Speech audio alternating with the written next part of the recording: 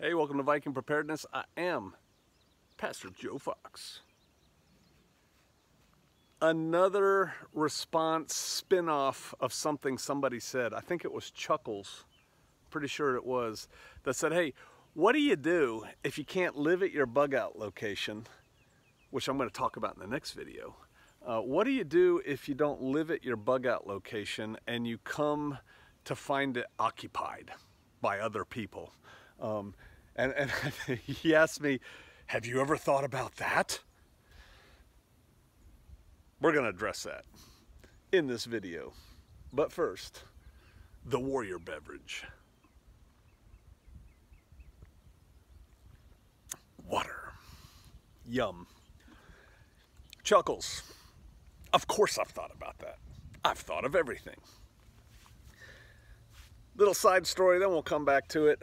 I was in Special Forces and I was a captain. I had a 12-man A-team and we were at a family picnic barbecue kind of thing. The team got together with the wives and kids, and it was fairly new in my tenure as the commander. And my engineer was sitting with my wife, and somehow the subject of me came up, which is kind of dangerous to talk to the commander's wife about the commander, but it wasn't in this case.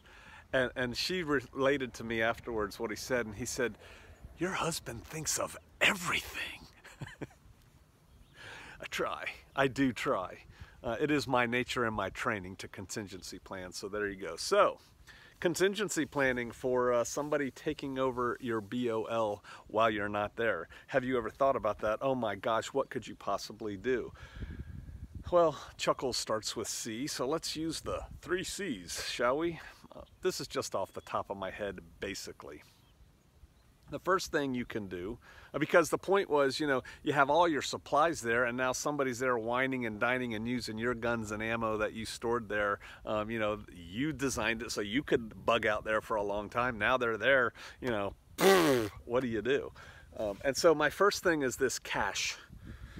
Some people mispronounce it caches. Don't have all your stuff on shelves in your bug out cabin that somebody can just kick in the door and, load up your stuff. You got to cache it. How do you cache it? Lots of ways. A simple way is to get a used store it place in town and lock it all up in there, and then when you show up, you go with your pickup truck, you get it, and you pull it out to the place. And I remember reading a comment, I don't know if it was here or on YouTube, that, oh man, that's going to be one of the first places the criminals, go for, is those used store it places. I think they're projecting a little bit too much. Have you seen what's in the average used store it place? Because I have, because I've helped preppers unload their stuff into their used store it facility. And while we were there, other people were there, accessing theirs. Man, it's just a bunch of garbage and junk that they really ought to just give or sell what Craigslist or whatever, get rid of. It's not valuable stuff by any means. There was that show on one of those cable channels that I'd see when I was staying in hotels, where people would like buy a storage facility full of stuff, a container. All you could do is open up the door and look at the front of it, and then they would bid on it. Every now and then there'd be a gem in there, a gem that's valuable today. This old 45 of Elvis or something that wouldn't be valuable. There was very few prepper supplies in those things, right? It would not be worth your time as a criminal enterprise to start popping locks on those things and looking for good stuff. It would be better to go hit pharmacies and grocery stores and police departments and fire departments and things like that. Cache your stuff. One place is at one of those storage facilities. Another thing is to rent a backhoe. You can do that. I learned that, in the last couple of years. You can actually just go rent a backhoe, have them deliver it, and go watch a YouTube video on how to use it. Dig some trenches around your place and package your stuff for caching and cache it. Just do that. And and you can cache it so that it's only like 6 inches beneath the surface, so it'll be easier for you to uncache. And then I can hear it now, because I hear it when I talk about caching. Yeah, but people with a metal detector will find it like that. Yeah, but people with metal detectors aren't going to be going around your homestead looking for stuff unless they know you cache something. If you just have some cabin on the lake, people aren't going to show up there with metal detectors and look for it. right? So you could cache it. There's other ways of caching, and I've talked about caching before. That's not the subject of this video. But you know, there's concealment caches, there's underground caches, there's underwater caches. You know, there's all kinds of caches that you could do. And so that's a C right there, cache it. The second C, caretaker. Have a caretaker for your place. Either get somebody to live on your place, which you can do. You know, there's so many people out there in YouTube land, like, and I would like a couple. You know, that's kind of, I see couples as more stable. You know, that's me. But, you know, a young couple just getting their start, tell them, hey, you know what? Y'all can put your little tiny house here on my place and keep an eye on it for me. You know, and, you know, as long as you do a good job, you can stay here for free. Heck, if it's worth it to you, throw a couple dollars their way every month, you know? I'll pay you to check on these things and do these things and dun. If you wanted to, you could find a caretaker to take care of your place, and then you've got somebody there so no one's gonna move in, right? You already have somebody there.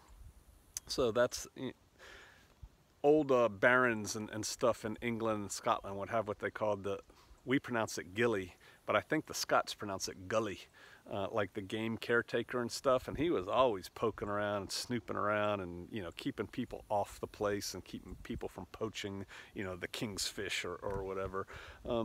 Yeah, get yourself a gilly. And again, you could either build them a place and say, here you go, and charge them rent. Or you could tell somebody, yeah, you can park your camper here, you can build a little house here or something like that, and then you have an instant ally when you show up, right? Of course you got to pick the right person. I get that. So that's the second C. The first one's caching, the second one's caretaker. I guess another kind of caretaker, I'm hanging my cup on my belt while I talk. Another kind of caretaker is a trusted neighbor, right, who can kind of keep an eye on your place. I have 3 trusted neighbors that keep an eye on my places when I'm not around, and they've got keys. They can come and go. At the one place they mow and things like that, and they just keep an eye on it, and they kind of treat it like it's theirs, and I give them a lot of leeway. I let the one guy hunt on it. I let the other guy get all the fruit off the trees and things like that. And they don't live here or there, but they take care of it in that way. And so they're a caretaker for that, and they would take care of anybody trying to move in. So there's that neighbor or somebody on site, that kind of caretaker. As long as I'm going there, an electronic caretaker. I have a friend and brother, Shofarian, who is very technical. And for a while they had a house in Colorado. And they were visiting me in the Ozarks, and we went out to eat, and the woman's phone she just kept, and it's like 7 o'clock at night, she's getting message after message after message on her phone. Doodle, doodle, doodle, doodle. And I said, man, you're popular. She said, oh no, it's my home security system. We've got a contractor in there redoing the kitchen. And I'm like, what? And she had some kind of system set up on her place that whenever a motion activated camera went off, it would send her a text, and she could log on, boop, boop, and see what the camera was looking at, and if she didn't like the angle, she could move the camera from her phone. She goes, yeah, look, and this guy was walking back and forth from the hallway bathroom to the kitchen doing stuff, and they had cameras all over their house, and they were constantly going off every time he tripped one. And this cool system, not only was she seeing it live, it went to a security loop somewhere on the internet, that like stayed there for 48 hours or something. So you could hit save and it would save it, right? If something happened that you wanted to have evidence for the police or something. And so if you have electricity at your bug out place, you could hook up something like that.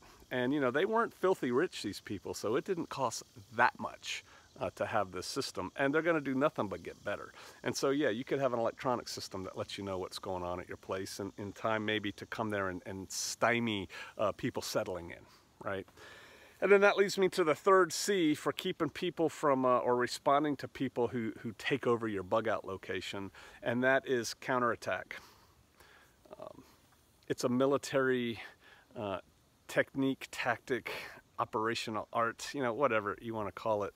But if you are overrun and the enemy takes your position, a rapid and well thought out counterattack is oftentimes successful. And the reasons for that, and again, I'm not giving you a treatise on counterattacking now, is that as the enemy takes over a position, they have to do what's called consolidate the position, and they have to redistribute ammo and take care of people, and assuming that, you know, they took some casualties, and they got to get things ready. And so they're in a mild state of confusion at that point, which is a great time to hit them again. But you have to have a plan. It's not just a haphazard hitting them. There's actually a plan for a counterattack. And quite frankly, there's like 3 or 4 plans to counterattack. If this, then this. If this, then this. If this, then this. And so you could have a plan to retake your facility. Don't know that I'm going there with this. If you have somebody that's been in the combat arms, they can assist you with this. And you can come up with your, I mean, you know, civilians have retaken ranches and things like that from bad guys forever. But just think that it has to be planned. It has to be thought out. You have to have the tools available to do so. And this would also work to an extent if you get blown out of your bug out location. You're there and a superior force comes and kicks you out and you've got to flee. You can counterattack in that instance too. But you have to have the tools, you got to have the skill set, the mindset, and the tool set, right? You have to have all 3 of those things. It's not something for amateurs. So there you go. Caches, caretakers, and counterattack. That's just 3 things you could do if you arrive at your place and find out that somebody's there.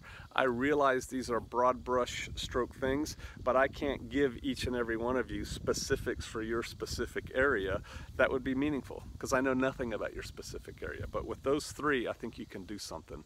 You can make some plans, and once you make your plans, rehearse them or go do them, you know, put them in place. All right, I hope that was helpful. I hope none of you ever have to do that. I'll see you out there.